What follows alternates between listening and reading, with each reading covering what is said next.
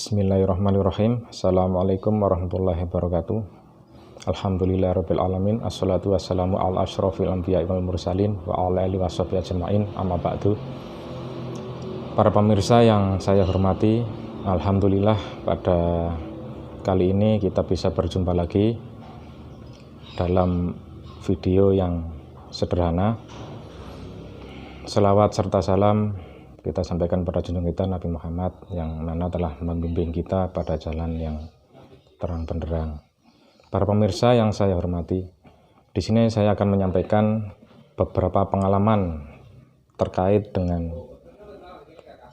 teks atau karya Syekh Akbar yang berkaitan dan berpengaruh pada kehidupan saya pribadi.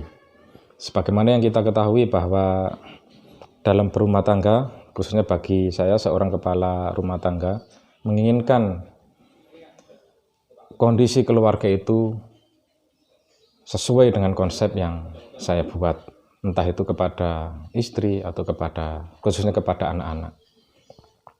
Kita berjuang sangat keras supaya anak sesuai dengan konsep yang kita buat. Kita berikan yang terbaik, pendidikan yang terbaik, biaya yang terbaik, dan sebagainya. Akan tetapi, pada kenyataannya tidaklah bisa terjadi seperti yang kita harapkan. Pengalaman yang saya alami selama ini ternyata berbicara lain. Sesuatu yang saya anggap sebagai kebaikan menurut saya ternyata tidak seperti itu ketika diterapkan kepada keluarga kita. Sesuatu yang kita anggap sebagai prestasi ternyata belum tentu juga bagi anggota keluarga kita. Ini pernah terjadi pada waktu saya menyekolahkan anak, saya pilihkan sekolah yang baik, saya carikan dana, sampai kemudian akhirnya terjadilah permasalahan-permasalahan yang membuat saya hampir tidak bisa berpikir dengan tenang. Saya hampir putus asa sampai kemudian saya menemukan teks yang ada di dalam kitab ini. Kitab ini karya Syekh Akbar yang berjudul At-Tadbirat al-Ilahiyat fi Islahil Mamlakah al-Insaniyah, khususnya pada halaman 47. Di sini disebutkan Faja'al abadan himmataka fi islahil aqrab. Jadikanlah tekadmu itu selalu untuk memperbaiki orang-orang terdekatmu. Fal aqrabu yaqilu sa'yuka wa talabuka. Karena keluarga yang dekat itu lebih utama dan tidak memerlukan tenaga usaha yang besar. Wassalatu as-solihu 'alal fasidi yuslihuhu. Karena seharusnya orang yang baik itu harus menyebarkan kebaikannya terhadap orang-orang di sekitarnya, khususnya yang belum baik supaya menjadi baik. Wa iyyaka ayyakuna dzalika bil khaufi syadid fatuziduhum nufura. Tetapi ingat, jangan memperbaiki dengan cara menakut-nakuti mereka, karena mereka akan lari. Sebagaimana disebutkan dalam surat Ali Imran ayat 159. A'udzubillahi minasyaitonirrajim. Fabima rahmatin minallahi lintalahum walau kunta faddan ghalidzal qalbi lam faddu min haulik fa'fu anhum wastaghfir lahum wasyawirhum fil amr. Yang artinya, maka berkat rahmat Allah engkau wahai Muhammad berlaku lemah lembut terhadap mereka. Sekiranya engkau bersikap keras dan berhati kasar, tentulah mereka menjauhkan diri dari sekitarmu. Karena menurut Syekh Akbar, fa innan nufusa majbulatun ala hubbi man ahsana ilaiha. Sesungguhnya jiwa-jiwa manusia itu oleh Allah sudah disetting untuk mencintai orang-orang yang berbuat baik kepadanya. Kemudian Syekh Akbar melanjutkan, ya ayyuhas sayyidul karim, wahai tuan yang mulia, yang baghilaka bal huwa aqyatu alaika alla tad'a syai'an fi ghairi maudhi'ihi. Wahai tuan yang mulia, hendaknya engkau bahkan lebih dari itu, sekali-sekali janganlah meletakkan sesuatu bukan pada tempatnya. Wala tubrizu syai'an illa fi waqtihi al-ma'hudi indahum. Jangan menuntut sesuatu, entah itu prestasi, pencapaian, di luar apa yang sudah ditentukan waktunya. Jadi semuanya itu sudah ada waktunya, sudah terpola. Syekh Akbar mengatakan bahwa kehidupan manusia itu sudah terpola dengan rapi. Itu nanti kita bicarakan pada kesempatan yang lain. Wa iyyaka wa kharqal 'adah.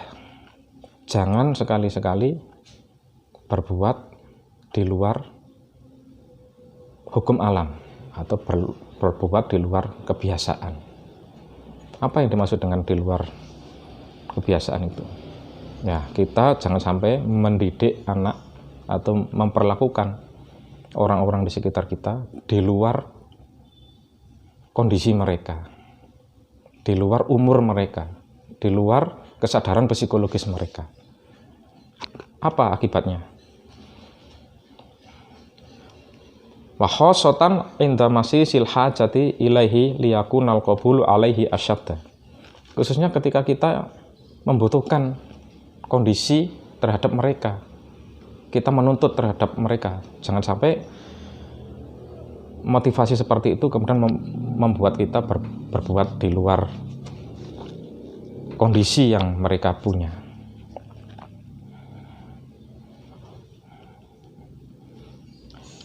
Innal adata al-adatu wa farad adawai ila zalikal waqti li dhuhuri zalikal amri al-muntadhar. Misul lau kharaqallahu al-adah. Meskipun banyak hal-hal yang mendorong atau sangat membutuhkan supaya kita dalam kondisi yang seperti itu, atau kita menuntut mereka seperti yang kita inginkan. Bahkan meskipun Allah sendiri yang maha kuasa berbuat atau melakukan sesuatu yang menurut akal manusia di luar kebiasaan, maka itu akan ditolak. Contohnya, binuzulil matari fi ghairi waqtihi. Misalnya ketika musim kemarau tiba-tiba hujan, maka itu akan membuat pikiran manusia menolak, hati manusia menolak. Mereka akan terheran-heran. Wastida mati sahwi fi ghairi waqtihi.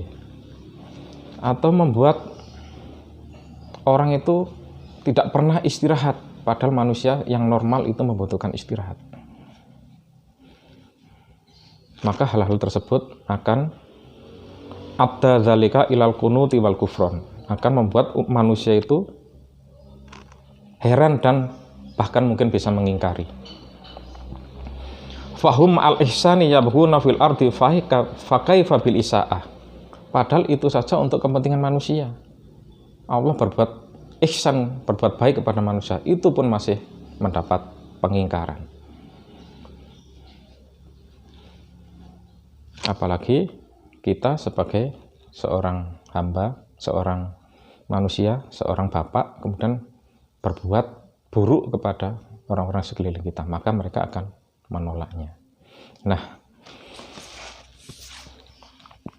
dalam kitab ini, konsep-konsep Syekh Akbar seperti ini, pada hari ini di dunia pendidikan kita kenal dengan konsep pendidikan atau belajar yang menyenangkan, atau belajar sambil bermain, yang dikembangkan dari filsafat konstruktivisme, yang mana filsafat tersebut berkembang pada tahun 1716, dikembangkan oleh seseorang yang bernama Giambattista Vico. Padahal konsep ini ditulis Ibnu Arabi pada tahun berapa? Syekh Akbar menulis ini pada tahun 1965. Kalau dikaitkan dengan pengembangan filsafat konstruktivisme, jaraknya sekitar 545 tahun. Dan sekarang itu dipakai di lembaga-lembaga pendidikan yang kita temui sekarang. Meskipun sebagian kita mengambilnya dari pemikiran orang Barat. Nah, disinilah ketika saya menemukan kutipan pada kitab ini, pada kitab At-Tadbirat Al-Ilahiyah fi Islahil Mamlakah Al-Insaniyah, karya Syekh Akbar, yang kemudian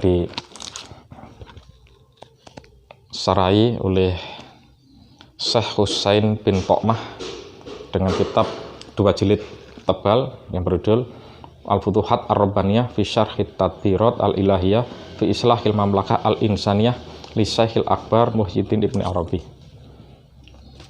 Dan dari sini saya semakin tertarik dengan karya-karya beliau. Saya baca, saya cari kitab-kitabnya, kemudian ternyata banyak juga di dalam kitab-kitab yang lain yang sangat mencerahkan, khususnya dalam menjalani kehidupan sehari-hari. Nah, saya kira cukup sekian dulu. Nanti kita akan beralih ke pembahasan-pembahasan lain, ke kutipan-kutipan dari kitab-kitab yang lain yang akan saya sampaikan pada video-video berikutnya. Kurang lebihnya mohon maaf. Ihdinas siratal mustaqim. Wassalamualaikum warahmatullahi wabarakatuh.